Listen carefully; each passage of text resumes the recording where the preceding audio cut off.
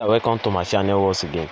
Here in this video is how to use cashback in opay to buy data. So all you need to do is to watch this video to the end. It's going to be parable, and if it is your first time of coming to my channel, consider subscribing for more videos. So you click data here.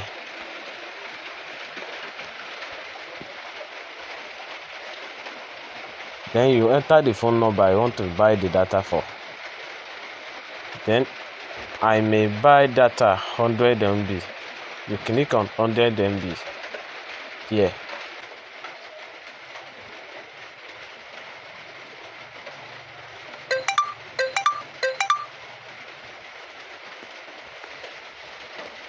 So when you buy this 100 MB, they give you 3 naira added to your cashback.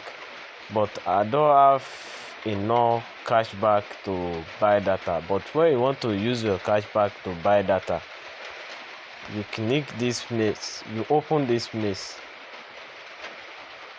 After you open this place, you click on pay. After you click on pay, you have buy the data. So that is how you can use your cashback to buy data. If you find this video interested, consider subscribing for more videos. Thank you for watching.